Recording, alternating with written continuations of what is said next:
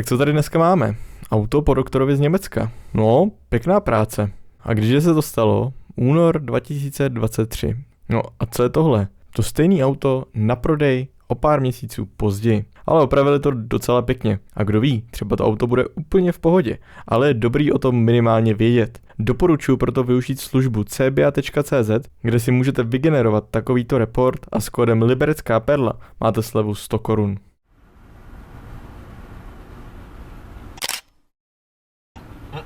Co to je za značku, tyjo? Zajímavá hlavní.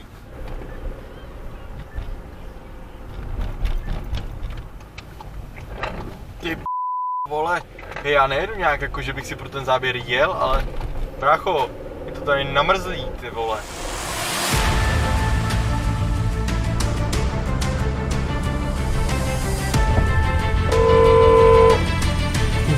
Vole.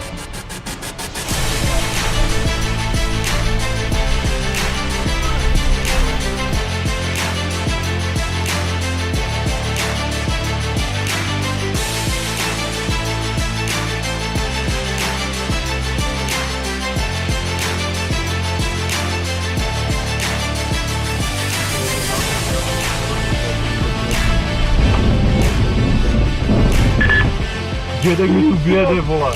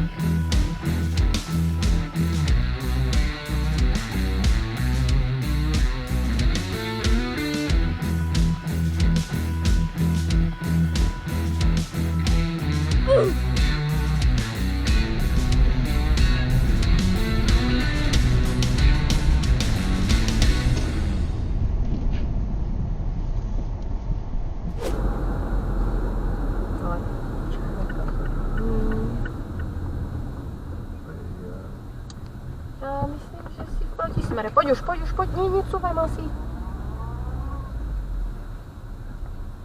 Ty vole. Tak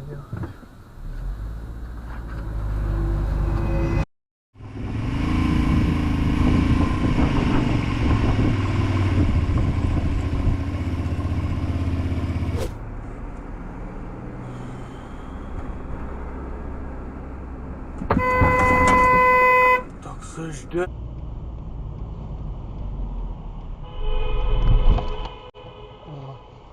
Jsou viděl jsi to?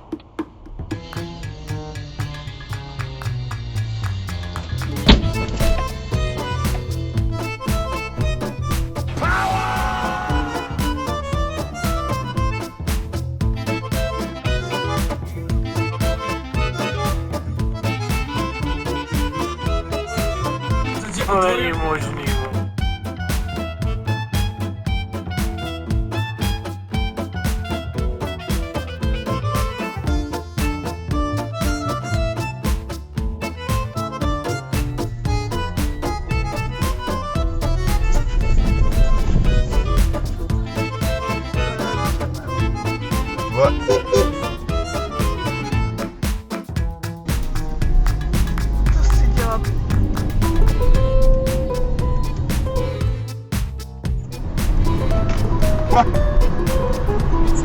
Za ním nejedou.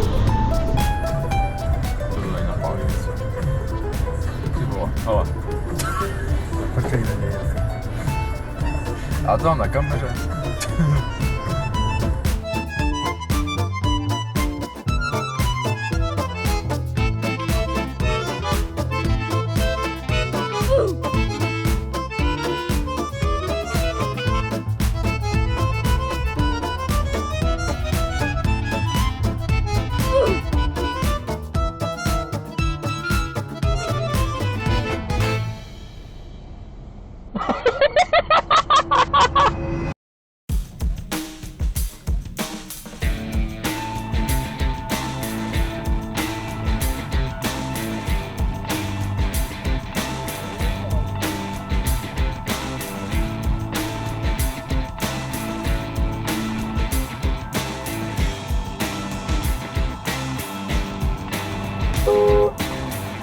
To ví.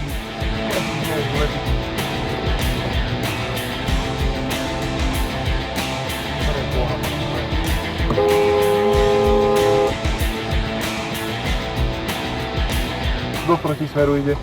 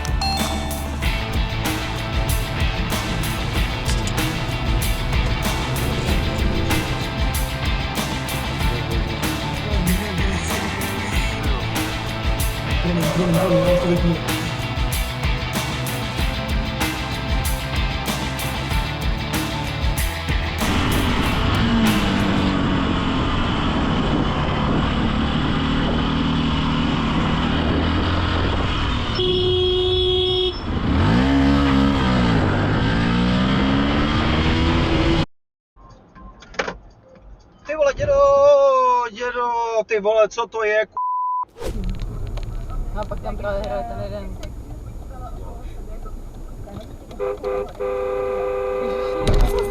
Tak seš.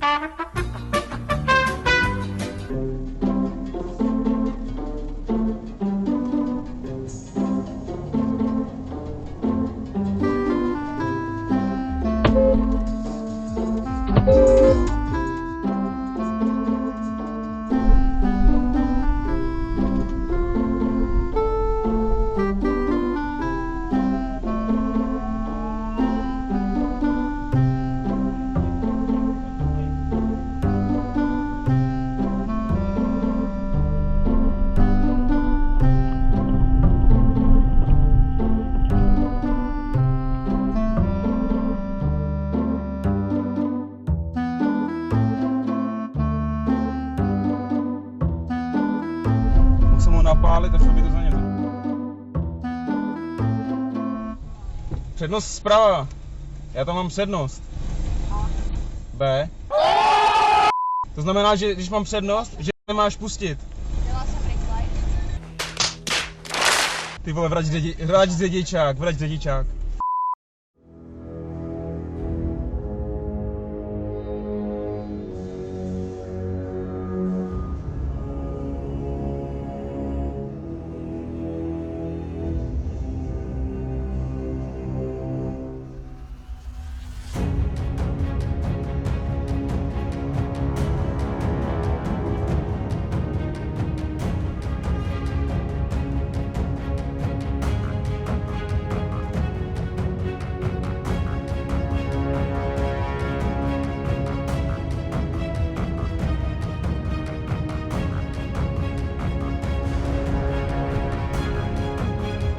Pojďme si to jenom v rychlosti rozebrat. Při výjezdu z kruháče se tam fanoušek docela nacpal, následující konflikt nějak neřešil a neeskaloval, ale řidič červeného vozu měl jasný úmysl – zastavit fanouška. Ten se ale nedal a řidiče si nevšímal. Druhý řidič ho ještě pár kilometrů pronásledoval, ale pak si jel každý svou cestou. Sám fanoušek píše, že se to z jeho strany dalo řešit lépe a já s tím souhlasím. Na druhou stranu mi ten manévr nepřišel až tak hrozný, že měl druhý řidič takovou potřebu to takhle řešit. Jenom v tomhle videu jsme tu měli mnohem závažnější situace. Trochu mi to připomíná tento konflikt, který taky vzniknul prakticky z ničeho. Mrkněte na to.